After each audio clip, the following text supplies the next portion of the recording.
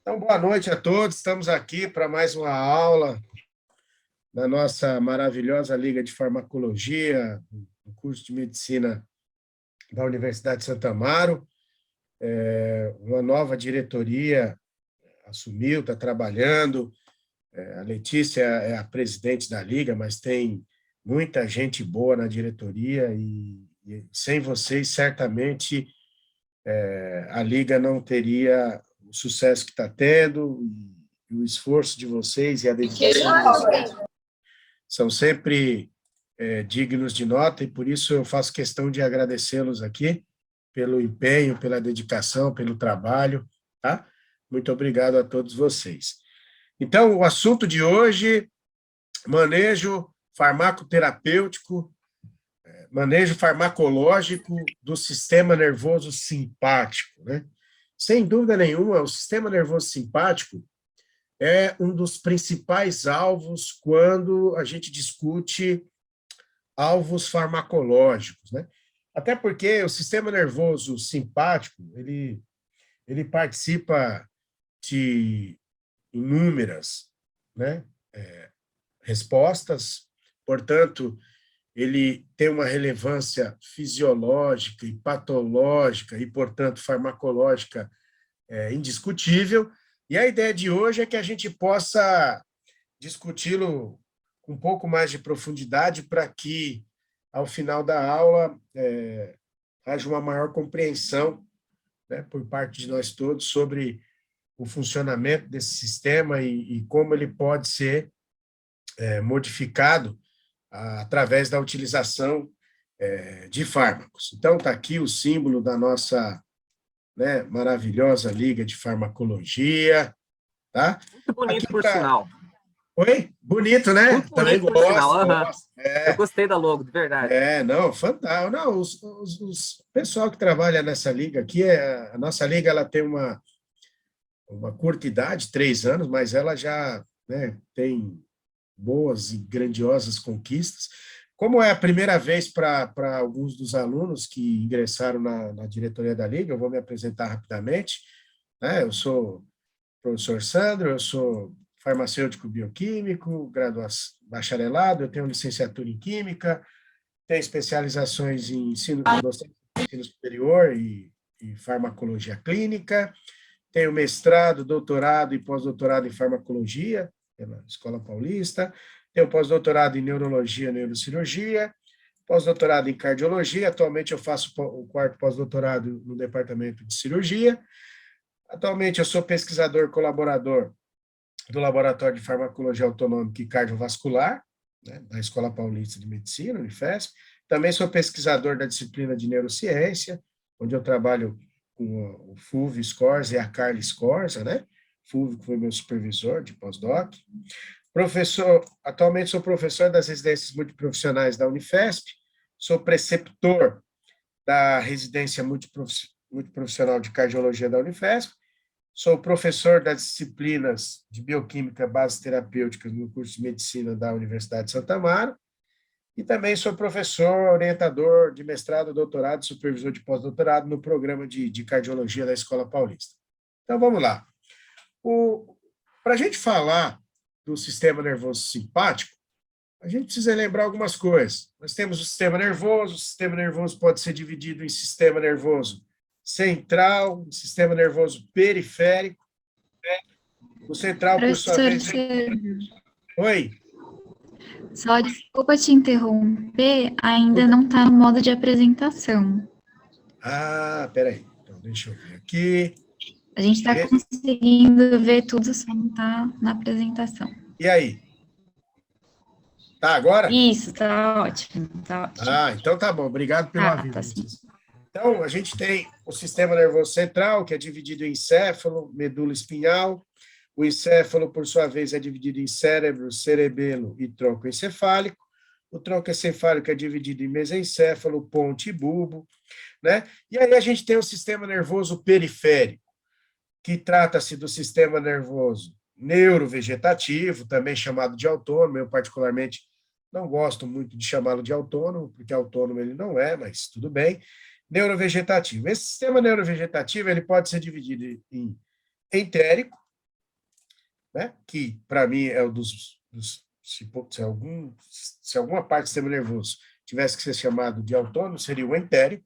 Nós temos o sistema nervoso parasimpático e nós temos o simpático, que é o alvo da nossa aula de hoje. Nós temos um sistema nervoso chamado de somático, a ideia é que o somático é voluntário, não é bem assim, né? Quando a gente pensa em músculo estriado esquelético, a gente pensa em contração voluntária, mas a maioria das vezes que nós piscamos é de forma involuntária. Você tem músculo diafragma, músculos intercostais que contraem, né, sem a nossa vontade, mas a ideia é que o somático é voluntário e o neurovegetativo é involuntário. Quando a gente pensa nas funções do sistema nervoso central, a gente pode dividir em atividades meio, ouvir, ver, olfato, né, paladar, e todas essas atividades meios, elas servem para que ocorram as duas atividades fim que eu considero, que é a manutenção do estado de equilíbrio dinâmico do organismo, também chamado de homeostasia, nome que eu não gosto, porque homeostasia seria um estado de igualdade, e não há um estado de igualdade, porque você acordado é uma coisa, dormindo é outra coisa, você com fome é uma coisa, você com sede é outra coisa, você sem sede é outra coisa, e assim sucessivamente.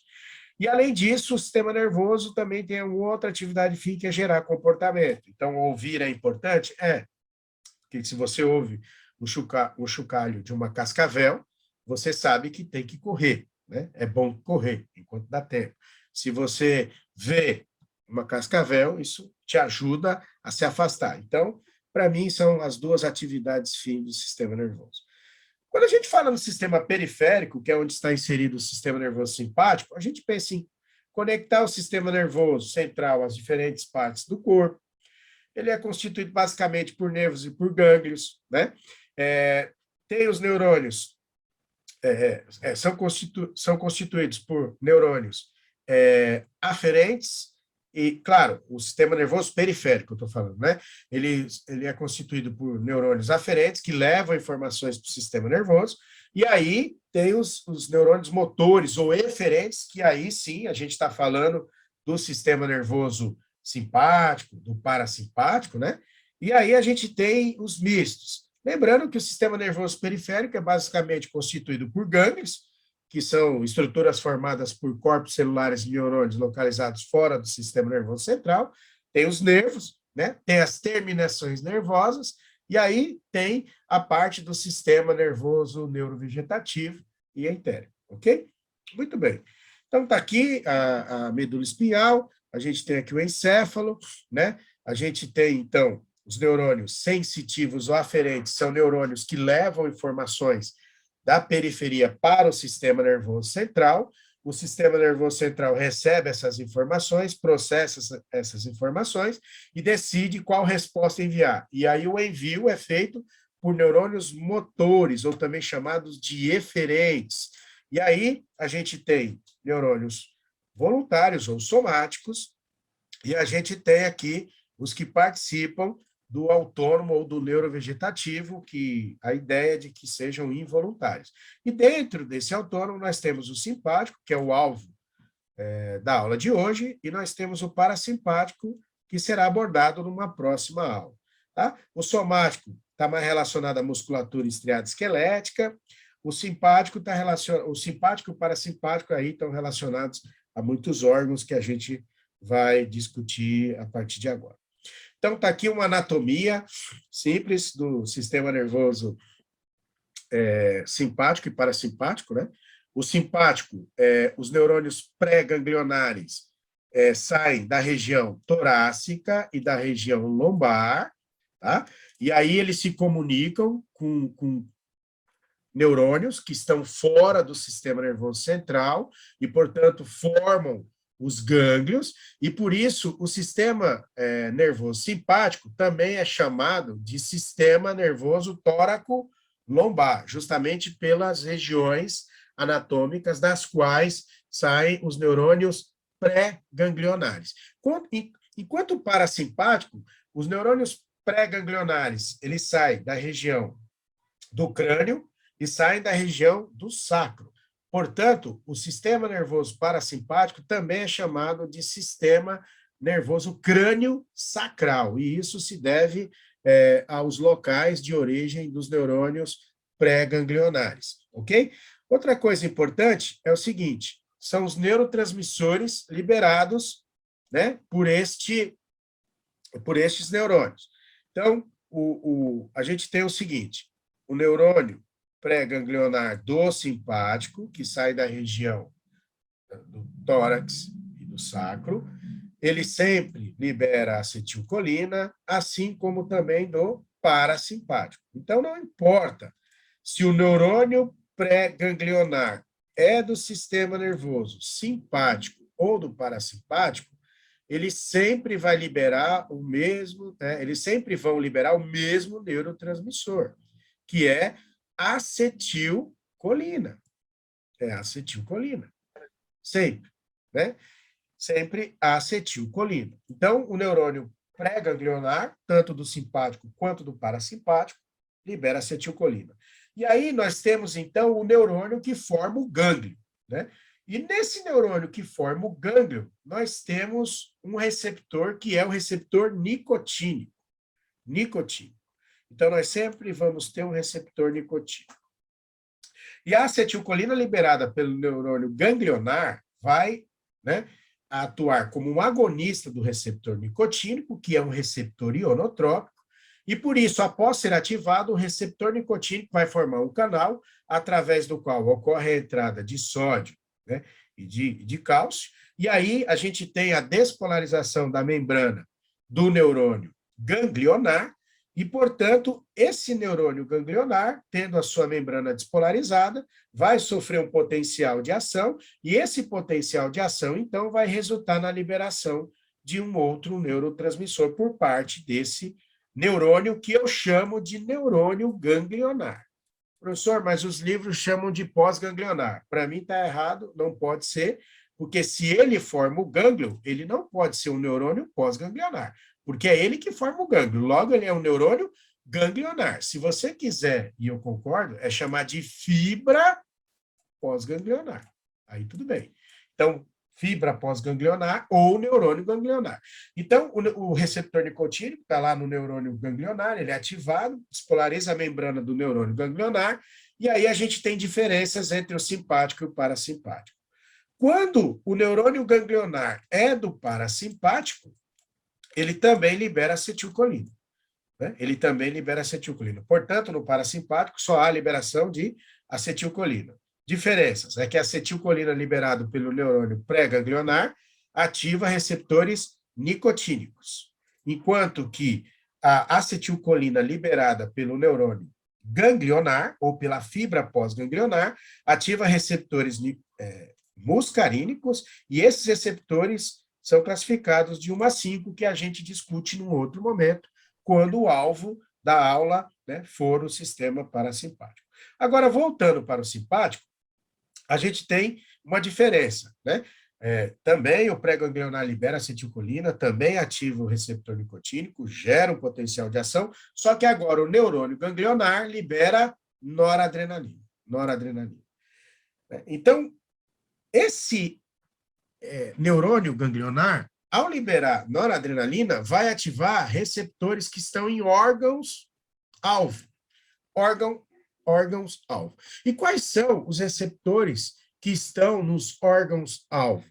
A gente tem o receptor alfa e a gente tem o receptor beta. Né? E aí, quando se trata de alfa, a gente tem alfa 1 e a gente tem alfa 2. E a gente vai discutir as diferentes localizações desses dois receptores. Quando a gente fala de beta, a gente tem beta 1, que está principalmente no coração e nos rins. A gente tem beta 2, que está principalmente nos pulmões, no fígado e na musculatura estriada esquelética. E a gente tem beta 3, né, que está no tecido adiposo, mas também está em alguns vasos importantes, como as artérias coronárias, né? E acaba sendo importante para ativar a via dióxido nítrico mediada pelo beta 3, que acaba tendo ação vasodilatadora.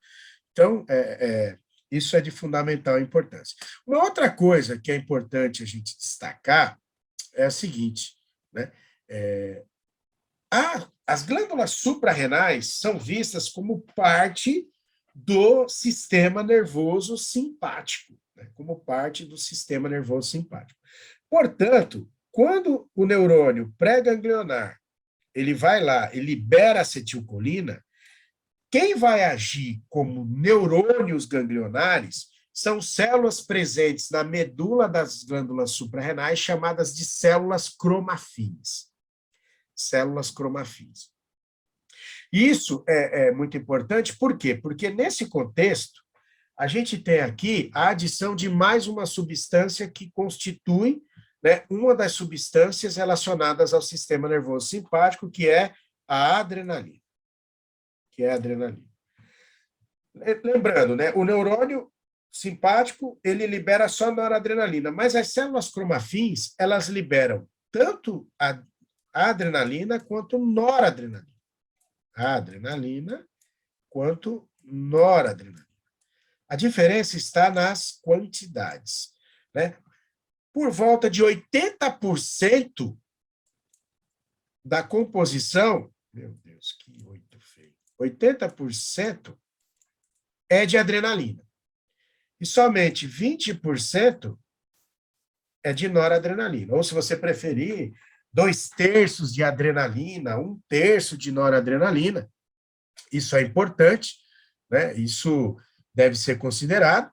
Até por isso que tabagistas costumam ter uma elevação muito grande da pressão arterial, porque a nicotina obtida a partir do tabaco, ela é capaz de ativar esses receptores nicotínicos aqui presentes nas glândulas suprarrenais, e isso acaba resultando numa liberação muito grande de adrenalina e de noradrenalina, principalmente no o primeiro cigarro, né, da manhã, porque geralmente, ao dormir, ocorre uma diminuição das concentrações plasmáticas de nicotina, e aí quando o tabagista acorda e fuma o primeiro cigarro, esse primeiro cigarro gera uma resposta importante, e isso acaba gerando um aumento considerável da pressão arterial. Num dia frio, junto com a elevada quantidade de cortisol no sangue, junto com o estresse, a gente tem aí vários fatores de risco reunidos, né, e que podem gerar um infarto agudo do miocárdio, ou até mesmo podem gerar um aneurisma, né? E isso deve ser levado em conta.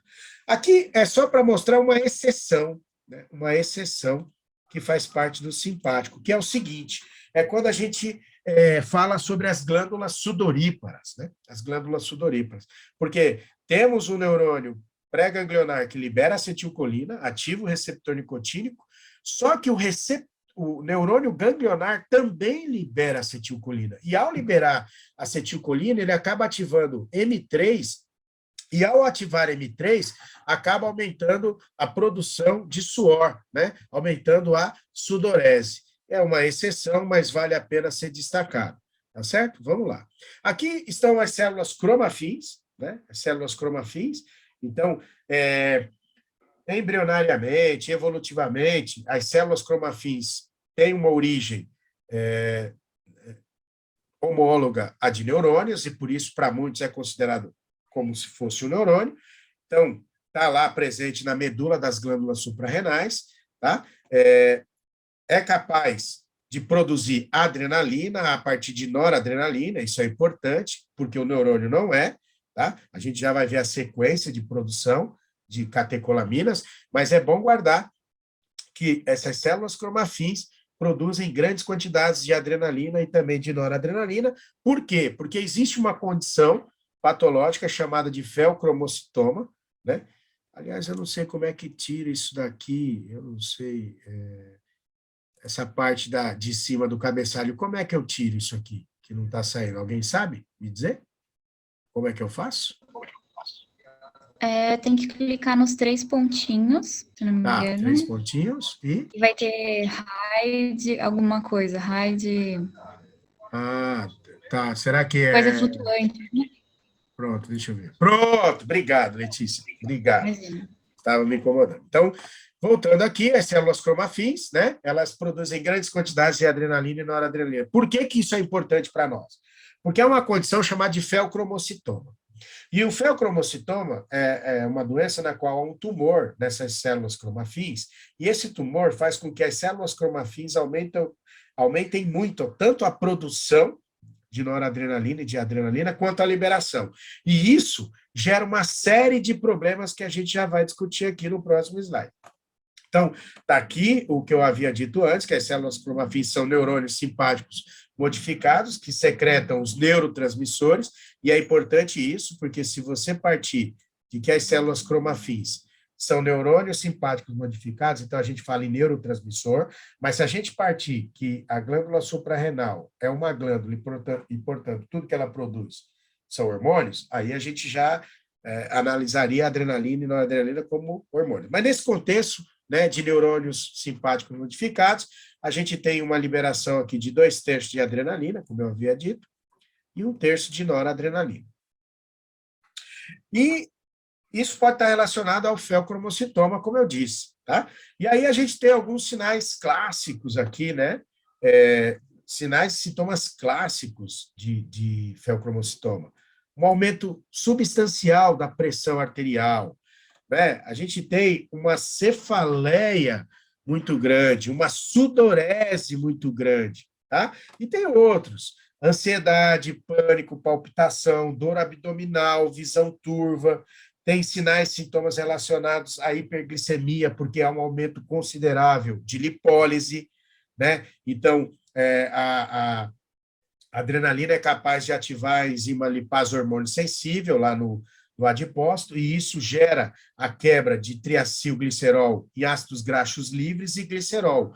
Os ácidos graxos livres são jogados para a corrente sanguínea e se ligam à albumina para serem transportados até a musculatura estriada esquelética, onde vai ser utilizado, ativado até a CIL-CoA, levado para dentro da mitocôndria, né? Onde vai sofrer lá o ciclo da beta-oxidação, etc. Mas o glicerol, que é lançado na corrente sanguínea, ele vai até o fígado. E aí ele entra na gliconeogênese, e ele é transformado em glicose. Portanto, há uma elevação substancial da glicemia.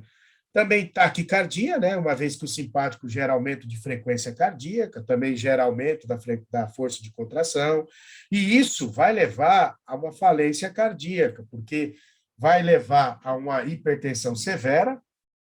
A hipertensão, juntamente com o infarto agudo do miocárdio, são as duas maiores causas de insuficiência cardíaca, então isso vai gerar um problema muito sério. Não é à toa que, para esses pacientes, a gente ainda usa muito os alfa-1, né, bloqueadores, os alfa-1 antagonistas, né, antagonistas. Por quê? Porque você bloqueando o receptor alfa-1 de vasos periféricos, você diminui substancialmente a vasoconstrição periférica, e ao reduzir a vasoconstrição periférica, você reduz a pressão arterial, uma vez que pressão arterial é o produto do débito cardíaco vezes a resistência vascular periférica, né? E aí o fármaco que a gente mais usa no ambiente hospitalar é a prazosina, prazosina.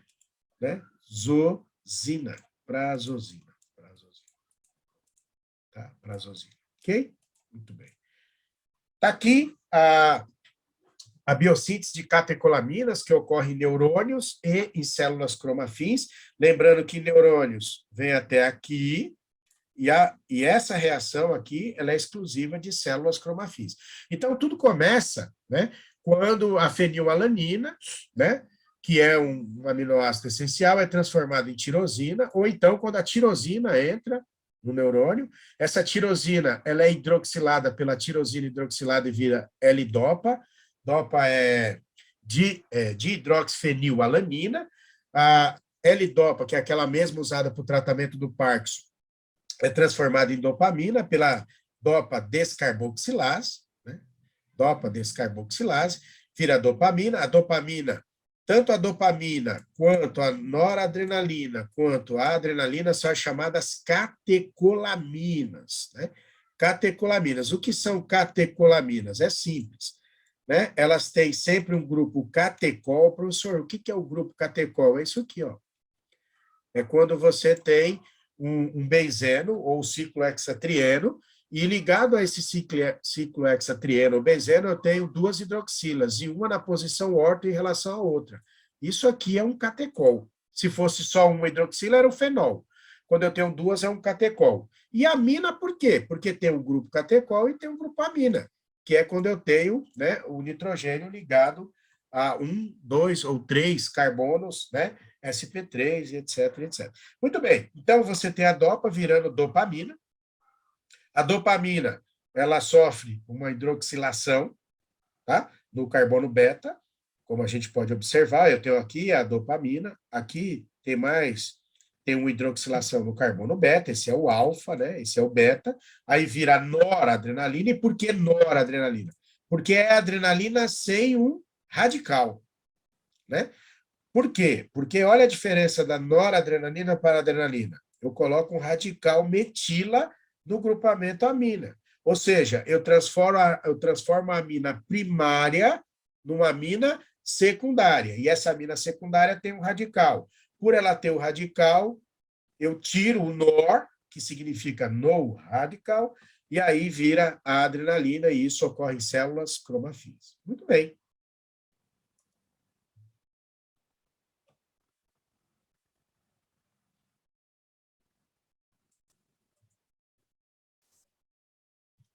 Estão me ouvindo? Tudo certo. Tudo certo? Ok. Santa Catarina na escuta, irmão. Opa, então tá bom. Então, aqui, rapidamente, a gente tem aqui, ó, algumas diferenças importantes entre a atividade do sistema nervoso simpático e do parasimpático, ok? O parasimpático, eu vou só comentar rapidamente para dizer que, em geral, em um grande número de órgãos, esses sistemas, eles trabalham com ações opostas, mas isso não é regra. Por quê? Primeiro, porque em alguns órgãos só atua um deles, ou simpático ou parasimpático. Segundo, e no sistema genital masculino, eles atuam de forma cooperativa, né? Sendo o parasimpático responsável pela ereção e o simpático pela ejaculação. E, na maioria dos vasos, quem atua somente é o simpático, né? É o simpático. Então, quando ele atua, causa vasoconstrição. Quando ele não atua, você tem uma certa vasodilatação. O parasimpático, ele só atua em vasos, em regiões onde tem glândulas e genitais, em geral. Mas, assim, nos olhos, o parasimpático causa miose. O simpático causa midríase, ou seja, miose é contração da pupila e midríase é dilatação da pupila, né? E faz todo sentido. Por quê? O parasimpático pode ser entendido como um sistema de repouso e digestão, tá? E o simpático como um sistema de luta ou fuga. Então, quando você tem que lutar ou fugir, você precisa aumentar o seu campo de visão. Daí a midríase. Em geral, há uma diminuição da salivação, mas o simpático também pode gerar um certo aumento da produção de saliva, mas há uma diferença importante. A saliva que é estimulada pelo simpático, ela é muito viscosa, porque ela é pouco fluida, né? Em geral, se coloca que inibe, mas assim, a gente pode pensar num cão bastante raivoso. Você vai perceber que há um aumento da produção de saliva, mas a saliva ela é viscosa justamente porque há uma vasoconstrição de vasos que irrigam essas glândulas e, portanto, ela não será fluida. Enquanto que o parasimpático produz uma saliva bastante fluida, que está relacionada à digestão. Tá? A gente tem o coração. O parasimpático diminui a frequência cardíaca e também diminui a força de contração cardíaca, né? Ou seja, ele causa cronotropismo e inotropismo negativos. O simpático, por sua vez, ele causa cronotropismo e inotropismo positivos, ou seja, ele aumenta a força de contração cardíaca e ele aumenta a frequência cardíaca. Quando a gente pensa nos pulmões, o parasimpático ele causa broncoconstrição. Além disso, ele também causa aumento da produção de secreção brônquica. Tá? E o simpático? O simpático não, ele causa broncodilatação. E por que eu estou falando isso? Porque justamente pessoas que têm problemas respiratórios e que estão relacionados a uma asma, alguma coisa, geralmente recebem um fármaco simpatomimético, por exemplo, o salbutamol, e também recebem um anticolinérgico, né, que vai bloquear a ação do parasimpático. Geralmente é o ipratrópio, na forma de inalação. Aqui a gente tem, na musculatura lisa gastrointestinal, o parasimpático estimulando a contração, a atividade, tá? E, por isso, o parasimpático está muito relacionado a cólicas, né? Cólicas intestinais, cólica renal, cólica menstrual. Por quê? Porque, geralmente, o que ele faz? Ele estimula a musculatura lisa, ele estimula a contração de musculatura lisa. Então, ele está relacionado, por exemplo, à enurese noturna, né? E, por isso, muitos médicos prescrevem alguns fármacos que bloqueiam a ação do parasimpático para diminuir esse processo né, crianças, principalmente, que acabam fazendo, né, xixi na cama, tal, etc., né, que é a enurese noturna, ou usam para diminuir a motilidade gastrointestinal. O maior exemplo aqui é o brometo de N-butilscopolamina, que é usado para relaxar a musculatura lisa gastrointestinal, tá? Quando a gente fala de vesícula, o parasimpático estimula a contração da musculatura lisa da vesícula biliar e, portanto, a secreção da bile lá na ampola hepatopancreática. Quando a gente pensa no simpático, ele já faz o contrário, ele tende a inibir, né, a contração da musculatura lisa gastrointestinal, ele tende a inibir a contração da musculatura lisa da vesícula biliar, tá? Justamente porque no momento de luta e fuga, né, você não quer urinar, você não quer defecar, né, não é o momento para digestão, tá? Então tá aqui, ó, relaxa a bexiga. Uma outra coisa que é importante relaxa também o útero, né? No caso aqui, né? Você tem o relaxamento aqui uterino. Isso é importante por quê?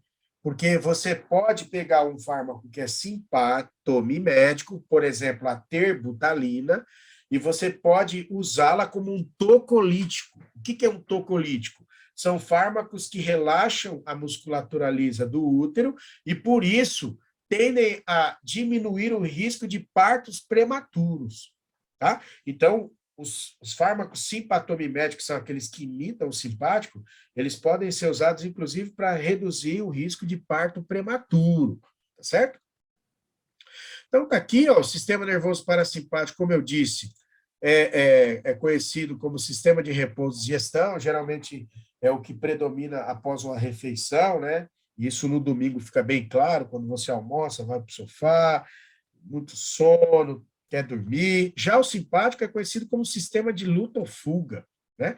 Então, prepara o indivíduo para lutar ou fugir, dilata as pupilas para que o campo de visão aumente, causa broncodilatação para aumentar a captação de oxigênio, vai lá no fígado, causa glicogenólise hepática para ter mais glicose no sangue, causa glicogenólise na musculatura estriada esquelética para que o músculo tenha mais glicose, possa ativar a via glicolítica, produzir mais piruvato, que vira acetil-CoA, que ativa o ciclo de Krebs, cadeia respiratória, um aumento da produção de ATP por fosforilação oxidativa.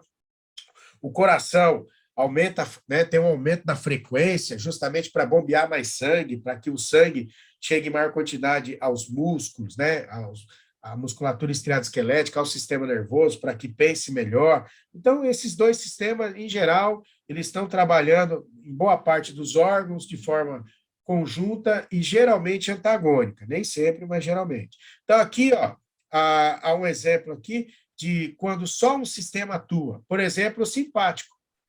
Como eu disse, só ele atua sobre as glândulas sudoríparas. Se ele ativa, muito suor. Se ele não ativa, pouco suor. Tá? Musculatura lisa dos vasos. No geral, como eu disse, a maioria dos vasos sanguíneos não recebem inervação parasimpática. É o simpático que atua. Quando ele atua e ativa alfa-1, vasoconstrição. Quando ele não atua e não ativa alfa-1, há uma certa vasodilatação, e dessa forma ocorre. Quando a gente pega as glândulas lacrimais, por exemplo, a gente tem ação no parasimpático. Quando ele atua, aumenta a produção de lágrimas. Quando ele não atua, diminui. Tá certo? Aqui, a gente tem o sistema nervoso autônomo, ou neurovegetativo, né? Promovem, em geral, efeitos antagônicos, mas nem sempre. Então, está aqui, o sistema nervoso simpático e parasimpático promovem sempre efeitos fisiológicos antagônicos? Não, né? Não. Então, a gente tem aqui, ó, na musculatura lisa gastrointestinal e músculo cardíaco, sim. Né? Nas glândulas sudoríparas, músculo liso vascular, só o simpático. Então, não tem parasimpático.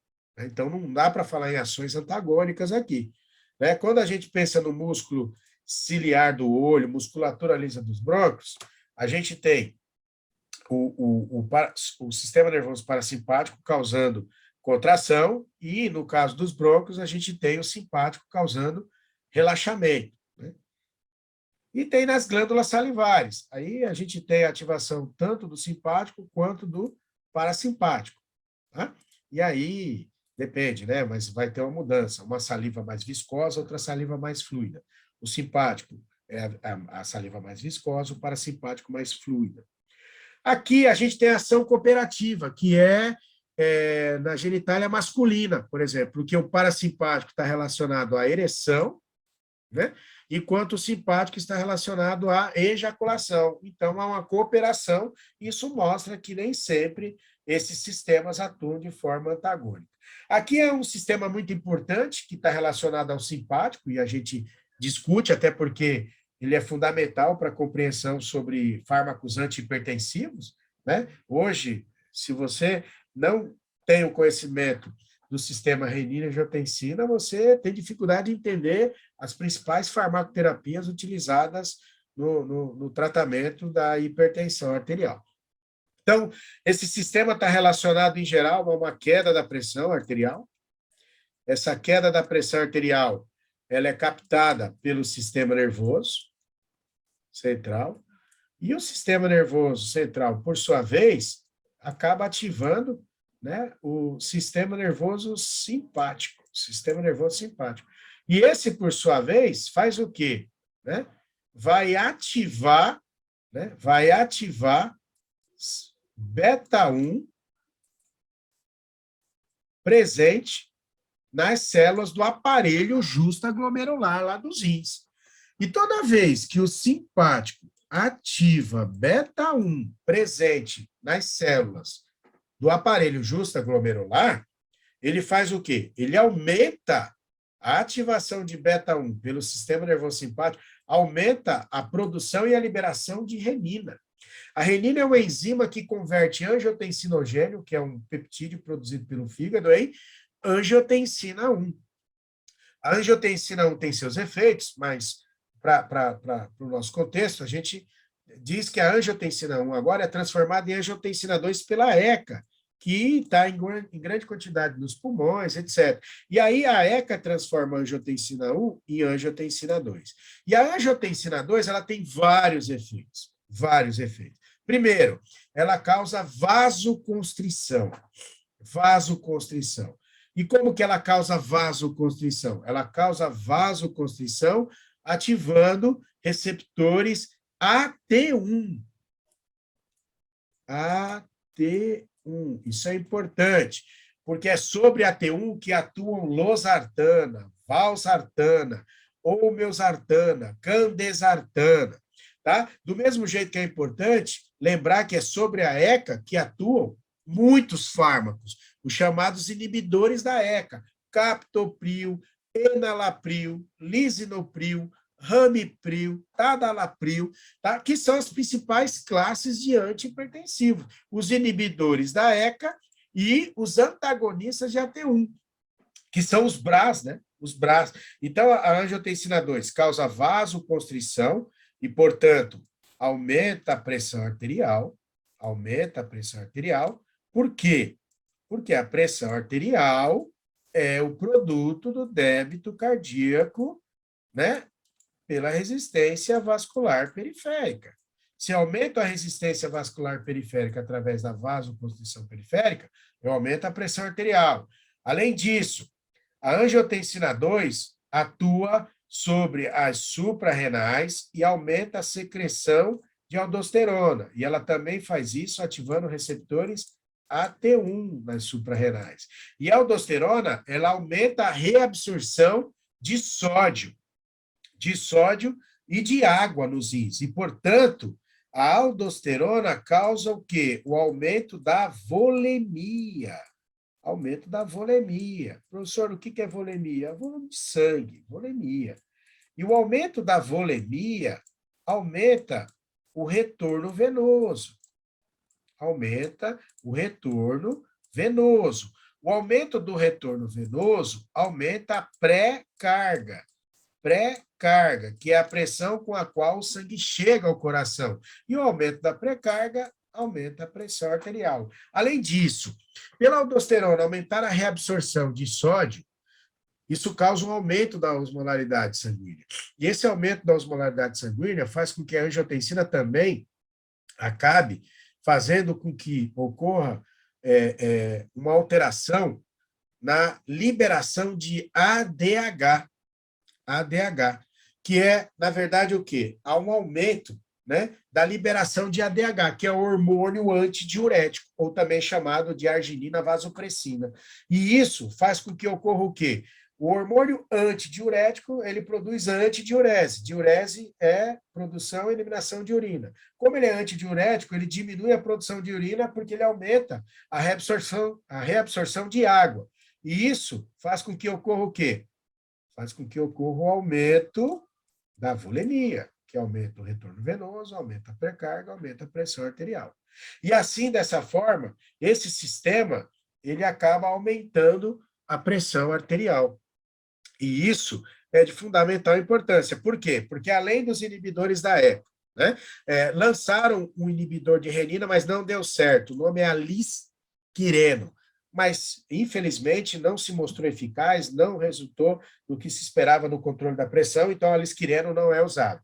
Mas os inibidores da ECA, hoje, eles são assim, fundamentais, até porque estudos mostram que inibidores da ECA, que, de certa forma, diminuem a atividade do sistema nervoso simpático, são mais nefroprotetores do que os BRAS, que são os antagonistas de AT1. Né? Ambas as classes são sensacionais, mas os inibidores da ECA mostram até que promovem um efeito mais nefroprotetor. Infelizmente, às vezes, há uma reação adversa importante, que é a tosse. E essa tosse se deve a um aumento da bradicinina, que gera contração da musculatura lisa nos pulmões, nos brônquios, e às vezes essa tosse acaba inviabilizando. E aí usa-se os BRAS, que também são extremamente eficazes. Além dos inibidores da ECA, que são muito utilizados, e dos BRAS, a gente também tem nesse contexto aqui duas classes importantes, que são os beta-bloqueadores de beta-1, perdão, como atenolol, como metoprolol, como bisoprolol, como carvedilol, como propranolol, né? E a gente tem também a espironolactona. A espironolactona, que é um diurético, né, que atua antagonizando os receptores da aldosterona. E por isso acaba aumentando de forma muito pequena a eliminação de sódio, tá? Em torno de 5%, mas tem um efeito importante aqui, a espironolactona. Os inibidores da ECA e os BRAS, eles acabam eles poupam potássio, eles estão relacionados ao quê? Eles acabam modificando a excreção de potássio e de H+, né? E aí, o que acontece? Isso é importante. Os fármacos que atuam aqui nesse sistema, eles vão sempre poupar potássio e vão poupar H+. tá?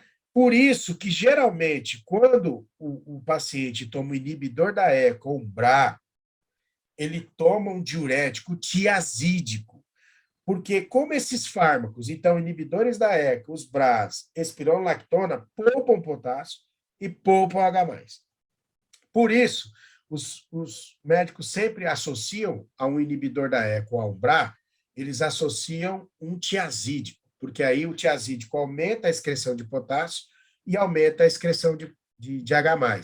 E isso evita tanto uma hipercalemia quanto uma acidose metabólica. Tá? Agora, o que é importante dizer aqui? Esses inibidores da ECA e os BRAs não podem ser usados por gestantes, porque acabam tendo efeito teratogênico. Muito bem.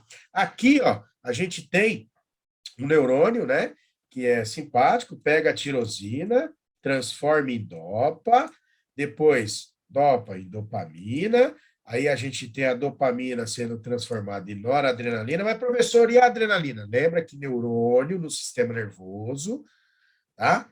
Propriamente dito, não produz adrenalina. Quem produz são as células cromafins, que são evolutivamente, embrionariamente, né, considerados neurônios simpáticos modificados. Aí a noradrenalina, ela é liberada, uma coisa importante, juntamente com o ATP. Então, olha só, quando a gente fala do simpático, o ATP é um neurotransmissor que atua sobre receptores chamados de purinérgicos. Receptores purinérgicos. Por quê? Porque é uma purina, né? Vem da adenosina, adenina. Adenosina é uma purina, purinérgicos, tá? E aí tem alguns no coração, por exemplo. Para alguns autores, o ATP está relacionado à neurotransmissão simpática. Esse ATP pode atuar sobre receptor. Por exemplo, no coração, a gente tem A1 acoplado a GI, perdão. A1 acoplado a GI e A3. A1 e A3 são acoplados a GI, proteína G inibitória de adenylato ciclase. E a gente tem o A2A e o A2B, que são acoplados a GS, que aí acabam estimulando. Isso eu digo por quê? Porque a adenosina hoje é um fármaco muito usado para combater arritmias cardíacas. Tá? Então, a gente não vai discutir isso a fundo, mas guarde, se algum dia alguém falar para você que ATP acaba sendo um neurotransmissor relacionado ao sistema nervoso simpático, você já sabe por quê. Porque o ATP é liberado junto com a noradrenalina e isso acaba afetando, tá certo? Mas aqui a gente tem a noradrenalina, ou a norepinefrina, a SNAPs e VAMPs são proteínas relacionadas à exocitose da noradrenalina. Aí a noradrenalina aqui vai atuar em adrenoceptores, perdão, em adrenoceptores. Esses adrenoceptores podem ser, né, vários. Alfa 1, principalmente nos vasos periféricos e próstata, né? Alfa 2 está relacionado muito em neurônios pré-sinápticos, beta 1, beta 2, beta 3, como a gente já vai ver. Uma coisa importante é a seguinte, por exemplo, algumas substâncias aumentam a concentração de noradrenalina na fenda sináptica. Por quê? Porque diminuem a captação de noradrenalina. Por exemplo, cocaína. Por exemplo, antidepressivos tricíclicos, amitriptilina, nortriptilina. Portanto, você pode considerar cocaína, antidepressivos tricíclicos, bupropiona, você pode considerar como fármacos quer dizer, cocaína não, perdão. Cocaína são substâncias, todas essas que eu falei são substâncias simpatomiméticas. E os antidepressivos tricíclicos, bupropiona, por exemplo, né? Claro, anfetamínicos, aí sim, são fármacos simpatomiméticos. Eu estou só tirando a cocaína porque ela não é um fármaco, ela é uma substância simpatomimética, por isso que ela produz efeitos relacionados ao sistema nervoso simpático.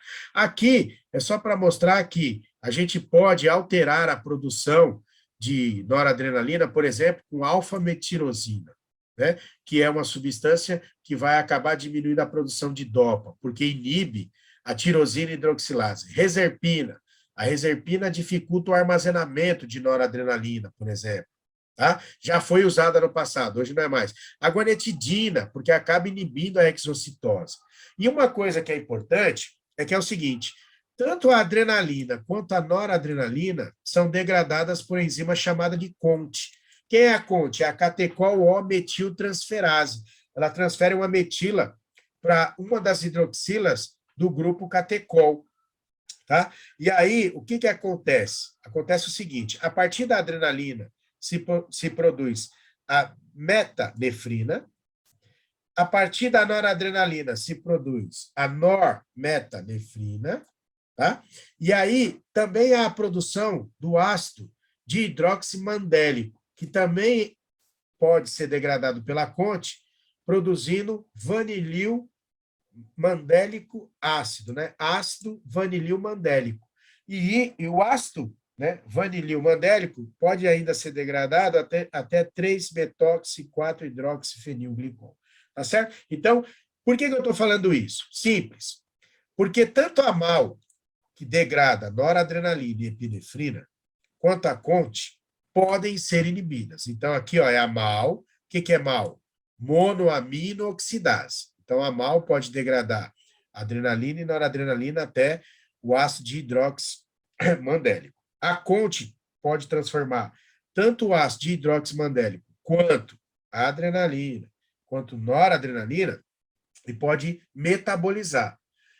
Existem fármacos que inibem a MAL, por exemplo, antidepressivos. Os inibidores da MAL, né? Que hoje não são tão utilizados, mas os inibidores da MAL também podem ser considerados fármacos simpatomiméticos.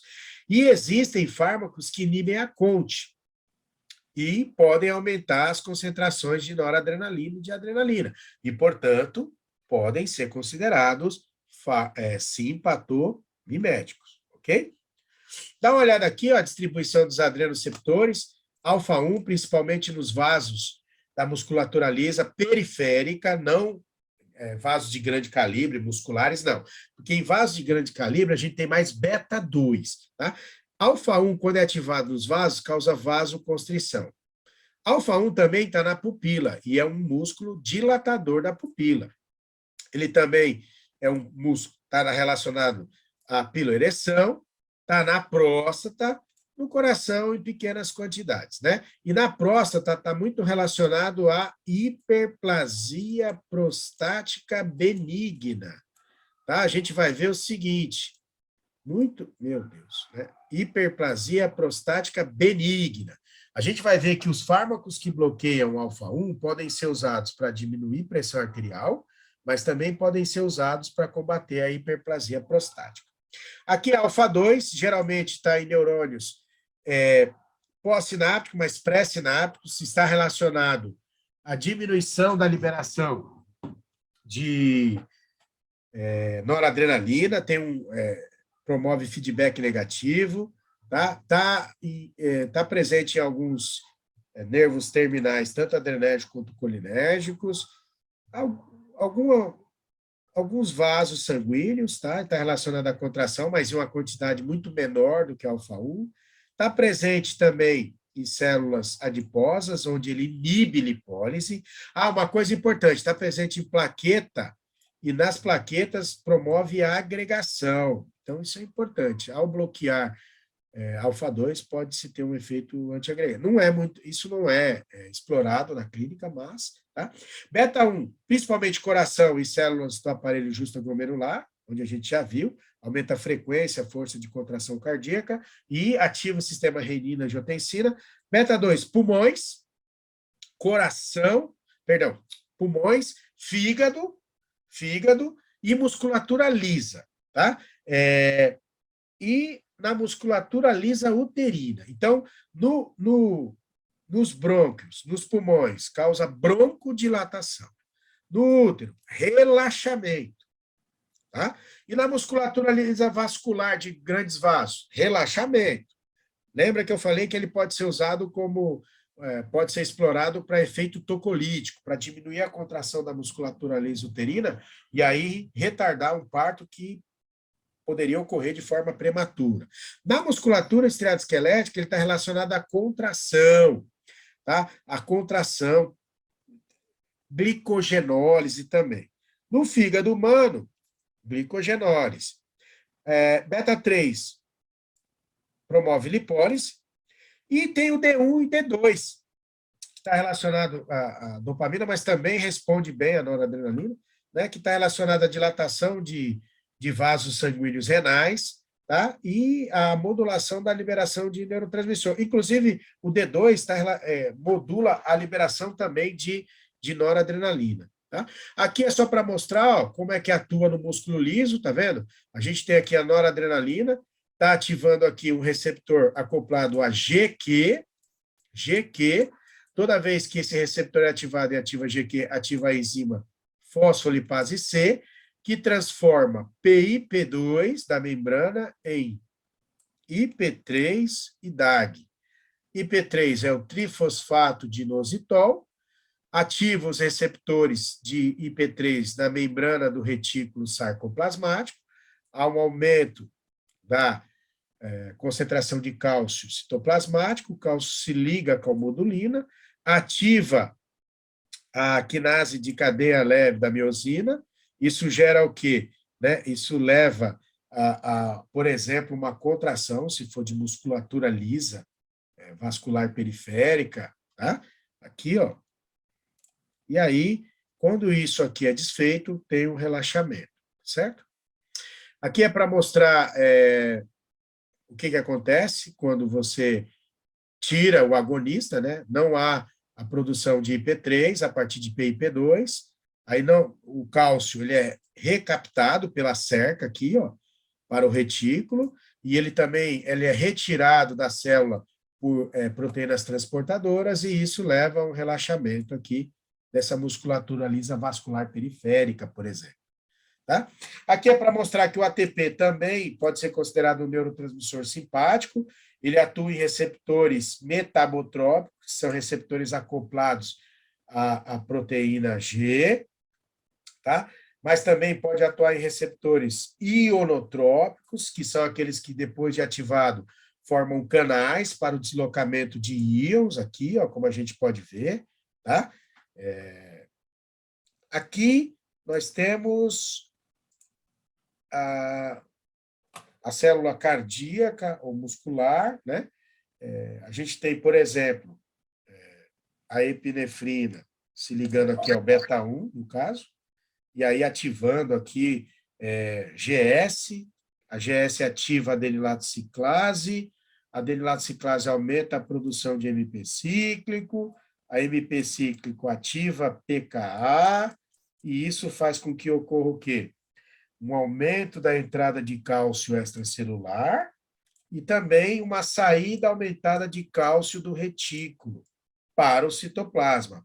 E aí, no citoplasma ou no sarcoplasma, né, célula muscular, o cálcio vai se ligar à troponina I, e isso vai gerar o deslizamento dos filamentos finos de actina sobre miosina, e dessa forma, a adrenalina e noradrenalina estimulam a contração da musculatura estriada cardíaca e esquelética, ok?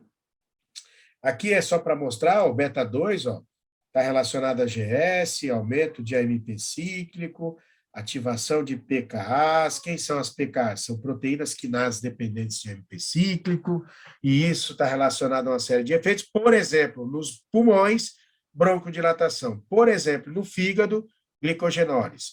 Aqui tem beta-1, que está lá no coração, nas células do aparelho justo-glomerular, que também ativa o GS, aumenta o MP ciclo, ativa a PKA no coração, aumento da frequência cardíaca, força de contração, lá nas células do aparelho justo-glomerular, aumento da produção e liberação de renina.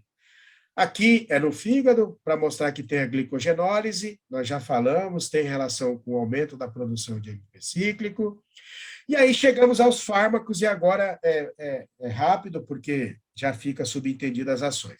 A gente tem aqui os agonistas adrenérgicos, ou a gente pode chamar de simpatomiméticos, ou simplesmente adrenérgicos.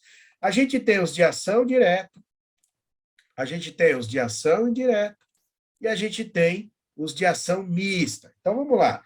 Ação direta. Então, a gente tem fármacos que ativam os receptores alfa-1, alfa-2, beta-1, beta-2. Então, por exemplo, fenilefrina, alfa-1, clonidina, alfa-2, dobutamina, adrenalina, beta-1, terbutalina, que, aliás, pode ser usado como tocolítico, ativa beta-2. Não seletivos. Aí eu tenho oximetazolina, que é usado muito para congestão nasal. Ativa alfa-1, alfa-2. Isoproterenol, que ainda é usado de vez em quando, né, em alguns testes aí para hemodinâmica, de cardiovascular. Ativa beta-1, beta-2. Epinefrina, que é a adrenalina. Ativa alfa-1, alfa-2, beta-1, beta-2. Noradrenalina, alfa-1, alfa-2 e beta-1. Isso é importante porque, na hora de usar na clínica, isso é determinante. A dobutamina é bastante usada, a adrenalina é muito usada e a noradrenalina é muito usada. Porém, para situações diferentes. Adrenalina, choque anafilático, parada cardíaca com fibrilação ventricular.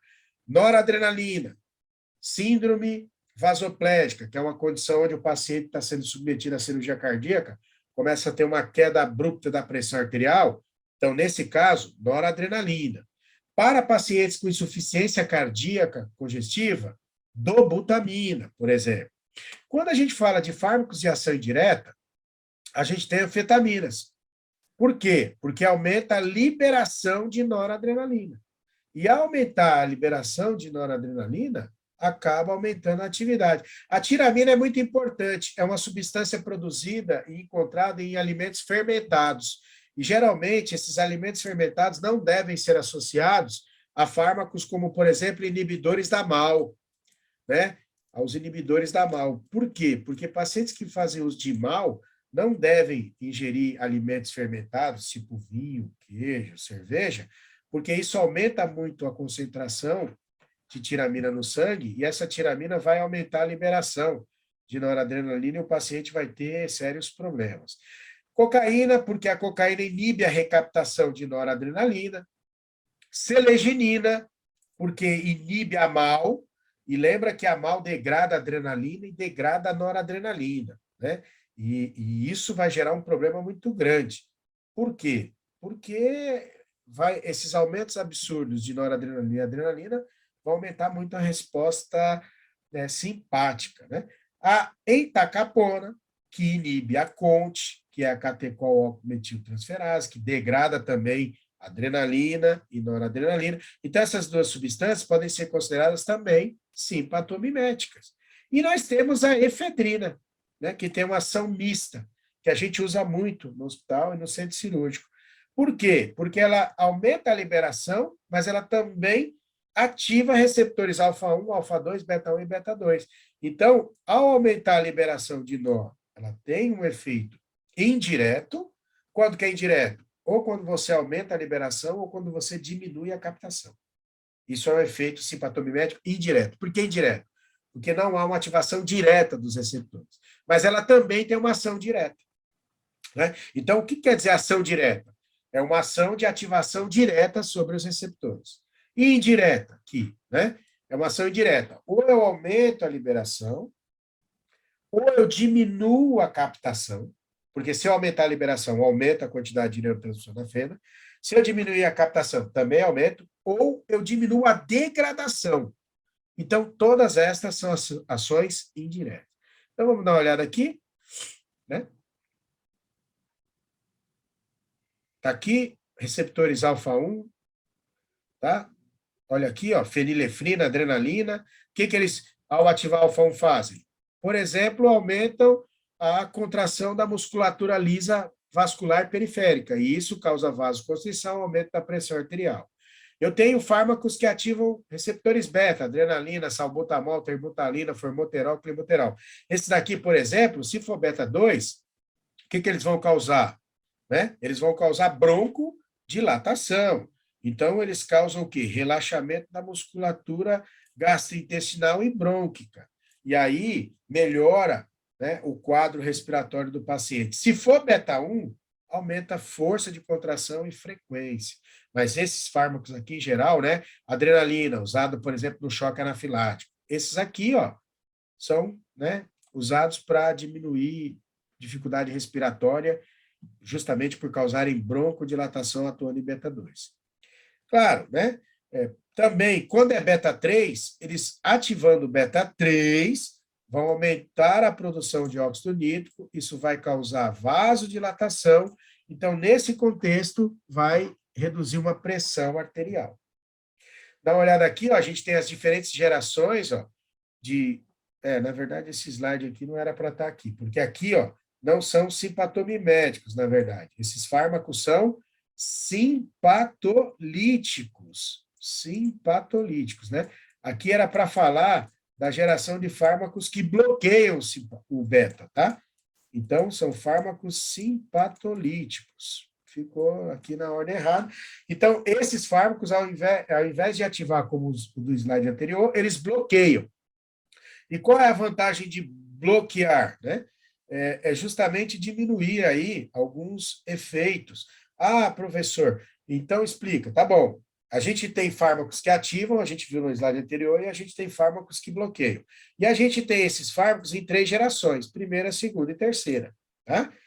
Na primeira, geralmente são não seletivos. Cuidado, aqui está propranolol, porque é em inglês. Se for em português, é propranolol. Então, ó, primeira geração, propranolol, que hoje é pouco usado, mas ainda é usado para hipertensão, para combater a arritmia e para enxaqueca. Timolol, que é usado para glaucoma, para tratar pacientes com glaucoma, né, na forma de colírio. Aí tem os de segunda geração, esses são mais usados. Aliás, então aqui, ó, atenolol, metoprolol e bisoprolol. O que eles têm em comum? Eles são antagonistas dos receptores beta-1. São antagonistas seletivos. Inclusive, tá? São muito usados para paciente com insuficiência cardíaca congestiva, quando estão o quê? Quando estão compensados, né? Quando estão compensados, tá? Juntamente com nebivolol. O nebivolol é um caso curioso. Ele ativa a beta-1, perdão, ele bloqueia a beta-1, mas ele ativa a beta-3. Tá? Ele bloqueia a beta-1 e ativa a beta-3. E a gente tem o de terceira geração, que é o carvedilol e o bulcidolol. Qual é o mais usado? O carvedilol. E o carvedilol ele é muito usado para o tratamento de pacientes com insuficiência cardíaca congestiva. Por quê? Porque ele bloqueia beta-1 e ele também bloqueia alfa-1. Senhor, qual é a vantagem disso? Ao bloquear beta-1, ele diminui a frequência e a força, e, portanto, diminui a atividade miocárdica, e isso é bom para o paciente ter ICC, e ele também bloqueia alfa-1, então ele diminui resistência vascular periférica. E, por isso, também ajuda o paciente com ICC, porque o paciente vai ter uma demanda miocárdica menor, um consumo menor de oxigênio pelo miocárdio, e isso, né, vai ajudar. Mas, além disso, como ele causa uma certa vasodilatação periférica, o coração desse paciente vai precisar trabalhar menos, tá? Aqui, ó, tá mostrando o nebivolol, tá vendo? Como ele é agonista de beta-3, então ele aumenta óxido nítrico, e ele é antagonista de beta-1, diminui frequência e força de contração, então diminui a demanda por oxigênio do miocárdio, tá? Aqui, ó, efeitos sobre o coração. O que os simpatomiméticos vão fazer? Eles vão causar efeito inotrópico positivo e cronotrópico, ou seja, aumento da frequência cardíaca e aumento da força de contração cardíaca, tá certo? E aqui tem os clássicos, adrenalina, isoprenalina, dobutamina, tá? Que é muito usada para pacientes com ICC, tem a dopamina, só que tem um chamado miurinona, tá? Todos esses ativam o receptor beta-1, então eles possuem ação direta, mas tem um que possui uma ação indireta. Como assim, professor? Esses ativam o receptor ativa a GS, ó, ativa o receptor ativa a GS e aumenta o MPC. Aumenta a atividade de pKa, cálcio citosólico. E isso gera contração. Legal. Aumento da frequência e da força. Só que tem um que ele aumenta o AMP cíclico, mas não ativando o receptor. É de forma indireta. Como? Inibindo a enzima, né, que degrada o AMP cíclico. Então, depois que o AMP cíclico é produzido, ele é degradado por uma enzima chamada fosfodiesterase do tipo 3. Então, tem pacientes que têm arritmia quando usam dobutamina. Quando esses pacientes têm arritmia usando dobutamina, o que o médico faz? Prescreve miurinona, porque a miurinona vai inibir a fosfodiesterase 3. É o nome comercial Primacor. Ao inibir a fosfodiesterase 3, aumenta o MP cíclico, aumenta a atividade de pKa, aumenta cálcio, e isso aumenta força de contração cardíaca, que é que o paciente com ICC precisa, tá certo? Então, tem a opção de dobutamina, mas quando dá arritmia, pode ir para miurinona. Esses aqui são simpatomiméticos de ação direta, a miurinona é um simpatomimético de ação indireta, porque não ativa receptor, mas aumenta a atividade do simpático justamente por diminuir a degradação de AMP5, tá? Aqui nós temos alguns efeitos importantes sobre o metabolismo energético. Beta-2 no músculo, causa glicogenólise, fornece glicose para ativação do ciclo de Krebs, e daí a produção de ATP, que vai servir como energia. No fígado, beta-2, gerando também glicogenólise, isso faz com que ocorra a liberação de glicose para a corrente sanguínea e manutenção da glicemia, e beta-3 no tecido adiposo, e isso está relacionado a lipólise. E isso vai liberar ácidos graxos e glicerol. E aí as células podem usar os ácidos graxos e o glicerol depois de transformado em glicose para o metabolismo energético. Já estamos acabando aqui, né? Aqui nós temos os fármacos simpatolíticos, tá? O que quer dizer? Simpatomimético. Eles são fármacos que vão imitar a ação do simpático, ou vão estimular a ação do simpático. Simpatolítico vai diminuir essas ações. Então, a gente tem os antagonistas dos receptores alfa e os antagonistas dos receptores beta. A gente tem não seletivo quando bloqueia alfa-1 e alfa-2. E a gente tem os seletivos, né? Quais são os mais usados? Prazosina a gente usa ainda no hospital, quando o paciente tem um feocromocitoma. Terazosina é usado, doxazosina é usado e tanzulosina são muito usados. Para quê? Principalmente para tratar HPB, hiperplasia prostática benigna, tá? E nós temos os seletivos de alfa-2 que atualmente não são mais usados, que é a IUIN, tá? Quais são os mais usados atualmente? Os alfa-1 seletivos. Nós temos os antagonistas dos adrenoreceptores, os não seletivos, todos estes. Quais são os mais usados na clínica? Timolol, propranolol, tá? Nós temos os beta-1 seletivos, atenolol é muito usado, bisoprolol e metoprolol, no hospital a gente tem, inclusive a gente tem metoprolol injetável. Os não seletivos, tem esses aqui, tá? Mas o carvedilol entenda como mais seletivo de beta-1, ele atua muito mais em beta-1 do que beta-2, com certeza, tá? E a gente tem aqui uma geração aí, ó, uma terceira geração beta-1 seletivo, né? Beta-xolol, etc. Nebivolol é pouco, assim, em hospital é pouco usado, mas na ambulatório é mais usado. Então, dá uma olhada, já estamos acabando, eu juro, tá? Aqui nós temos os antagonistas, ó, os não seletivos, os seletivos, a gente usa bastante esses daqui, tá? Esse daqui é usado para tratar a hipertensão de paciente com feocromocitoma. Esses dois são mais usados para HPB.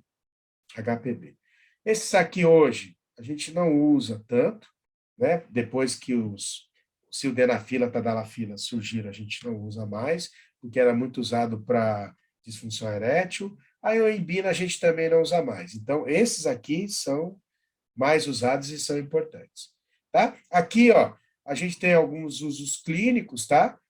Basicamente, hiperplasia prostática, você deve guardar, e para hipertensão causadas por feocromocitoma. Aqui tem as localizações, mas a gente já discutiu bastante onde estão e quais são os efeitos, né? tá? Hipertensão tem a ver com feocromocitoma, prazosina, etc. Aqui é a tanzulosina, tá? Para mostrar o quê? Como eles agem, né? Simplesmente eles bloqueiam o receptor acoplado a GQ, dessa forma, diminui a produção de IP3, diminui a liberação de cálcio do retículo sarcoplasmático, da musculatura lisa, prostática. Dessa forma, diminui a contração e isso vai ajudar, porque vai facilitar, né, a ida ao banheiro para urinar do paciente, porque o problema da hiperplasia prostática benigna é justamente dificultar, né, o processo de diurese do paciente, então incomoda bastante. Aqui a gente tem também o carvedilol, para lembrar que ele também bloqueia alfa-1, tá? E ao bloquear alfa-1, ele diminui a resistência vascular, isso é bom, e ele também bloqueia beta-1. Por isso que hoje, no SUS, é o mais usado para tratar o paciente com insuficiência cardíaca congestiva. Daí dizer que ele tem efeito vasodilatador, ele diminui a hipertrofia cardíaca e ele também acaba diminuindo o fluxo simpático, né? Simpatolíticos são os fármacos que bloqueiam os beta, né? Os mais usados nós já falamos, atenolol, metoprolol, carvedilol, tá? Arritmia. Eles têm ações antiarrítmica cardíaca, eles diminuem frequência cardíaca, tá? E diminuem a atividade do sistema renina-angiotensina-aldosterona, tá? E são muito usados em pacientes com angina ou insuficiência cardíaca, inclusive a congestiva, compensados, tá? Esses são os mais importantes, tá? Aqui, ó, os beta-1 seletivos. Propranolol ainda é usado em alguns casos, até principalmente quando o paciente tem enxaqueca, mas em geral, quando o objetivo é tratar arritmia e tratar hipertensão, se usa os beta-1 seletivos. Esse daqui não tem aplicação na clínica, tá certo? Qual é o problema do propranolol? Ele pode causar broncoconstrição. E ainda tem que tomar um cuidado. Como ele bloqueia beta-2, ele pode modificar a glicemia, porque ele, ao inibir beta-2 no fígado, ele pode diminuir glicogenólise hepática, que está relacionada à manutenção da glicemia. Então, é sempre bom observar o paciente sob esse ponto de vista. Broncoconstrição e hipoglicemia, tá? Porque ele bloqueia beta-2 em ambos os órgãos, tá? Aqui, nós já falamos, tal. Aqui tem alguns fármacos que diminuem a síntese de noradrenalina. Quem são eles? Alfa-metiltirosina e carbidopa e benzerazida, que são usados principalmente por pacientes que têm a doença de Parkinson. E uma coisa importante, que pacientes com doença de Parkinson já têm diminuição da atividade simpática. E ao ingerir carbidopa e benzerazida, aumenta ainda mais, né, a ação do simpático. Então, esses pacientes podem ter problemas justamente por uma atividade simpática muito baixa, tanto pela questão da fisiopatologia da doença, quanto pelos fármacos. Por quê? Carbidopa e benzerazida são associados a levodopa, ou a L-dopa, porque a L-dopa vira dopamina, e assim trata o paciente com Parkinson. Isso é legal. Só que também inibem esses fármacos aqui, ó, eles inibem a dopa descarboxilase. Né? Por que isso? Para não produzir muita dopamina na periferia. Então, eles vão com a L-dopa para quê? Para inibir a dopa descarboxilase periférica. E assim, a L-dopa só é transformada em dopamina no sistema nervoso central e aí acaba diminuindo a disfunção dopaminérgica, o que ajuda o paciente com Parkinson. Só que, por outro lado, inibindo a dopa descarboxilase, vão diminuir demais a produção de noradrenalina. E isso pode ser um problema muito sério, visto que a doença de Parkinson já diminui a atividade simpática. Aqui é só para falar da metildopa e da clonidina, tá?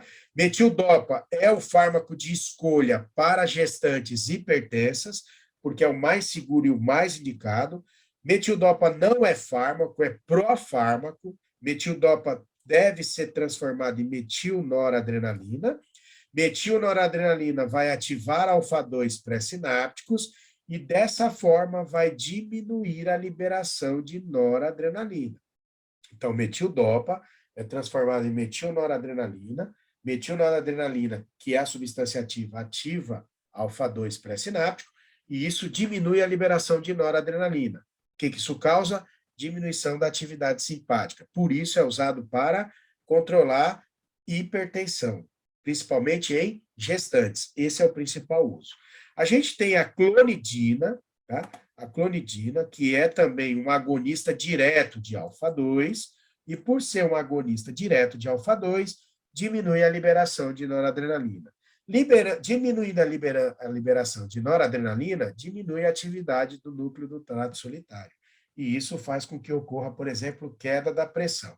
A clonidina é muito usada em hospitais para ajudar na indução do estado de anestesia do paciente no centro cirúrgico.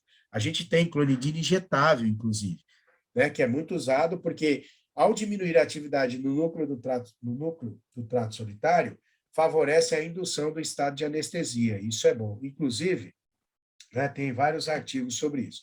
Aqui é só para mostrar, ó, metildopa vira metilnoradrenalina, ativa receptores alfa-2 no núcleo do trato solitário, e isso acaba diminuindo todo o fluxo simpático, tá? Assim como a clonidina, que também vai ativar receptores alfa-2, e aí diminui a liberação de noradrenalina no núcleo do trato solitário, e isso acaba diminuindo a atividade simpática em outras regiões do sistema nervoso central, que são importantes, tá? Beleza?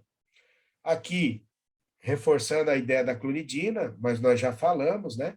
Acaba ativando o alfa-2, diminuindo. Aqui é um artigo que mostra que a clonidina pode ser usada, por exemplo, para favorecer a indução de anestesia com sevoflurano. Isso ajuda, sevoflurano, que é um anestésico geral inalatório, né? Volátil, inclusive, tá? Depois podem dar uma lida.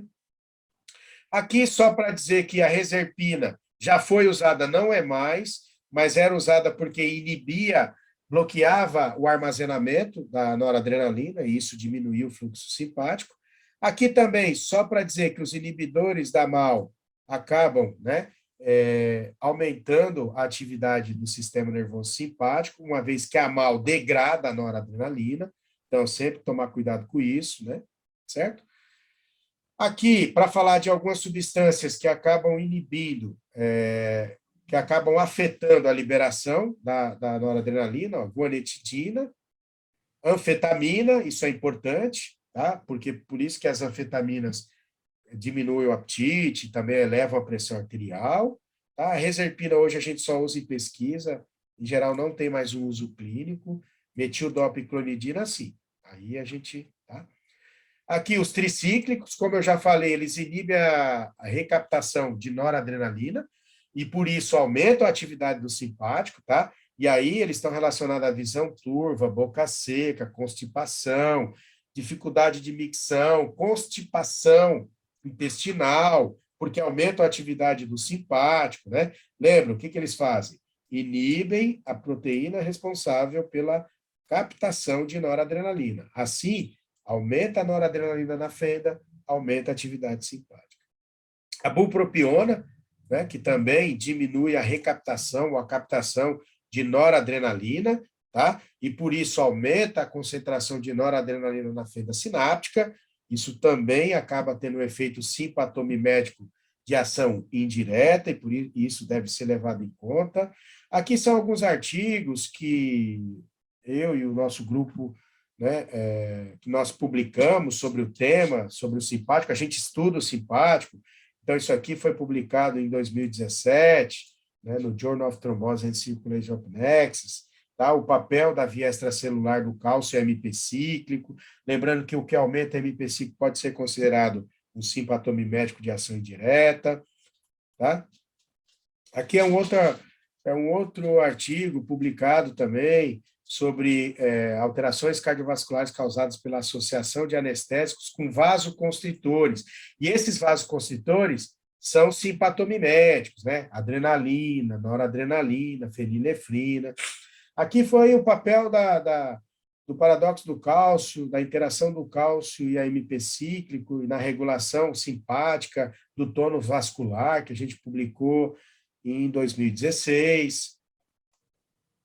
Aqui, um artigo de 2013 que mostra que o influxo de cálcio é capaz de modular a produção de MP cíclico por enzimas adenilato ciclase, que a gente publicou, né? É interessante. De vez em quando isso trava aqui. Aqui, ó, publicado em 2017, aqui é sobre insights para a inibição da progressão do câncer, revisitando a ação do cálcio e do AMP cíclico, né, em algumas vias de células neoplásicas. Aqui a contribuição da via extracelular, através da ativação de beta-2, né, que beta-2 pode se acoplar com GS ou com GI, aumentar a produção de MPC, diminuir na musculatura esquelética. Aqui nós publicamos, eu acho que em 2019, que é a modulação farmacológica de adrenoceptores como uma estratégia de cardioproteção, né, no miocárdio de modelo animal submetido à isquemia e reperfusão. Aqui a caracterização funcional das proteínas G no músculo diafragma de ratos, e esse músculo ele foi desnervado, então a gente mostrava que havia uma alteração da atividade simpática. Aqui é para mostrar que, por exemplo, os fármacos simpatomiméticos como terbutalina podem ser usados para diminuir o risco de parto prematuro, ou seja, com efeito tocolítico. Aqui são referências bibliográficas, Good-McGill, Hangdale, Katsung, Química Farmacêutica do professor André Skorokovas, alguns livros na área de enfermagem, também o canal Farmacomed Fácil, onde a gente sempre tenta postar aulas técnicas científicas. A todos vocês, muito obrigado pela atenção, pela companhia e pela paciência, porque hoje realmente acabei me estendendo. Aqui são minhas duas bebês, né? Eu não posso deixar de falar das minhas duas bebezinhas, Luna e Lana, né? São minhas duas filhotas, tá bom? Muito obrigado e estou à disposição caso hajam dúvidas.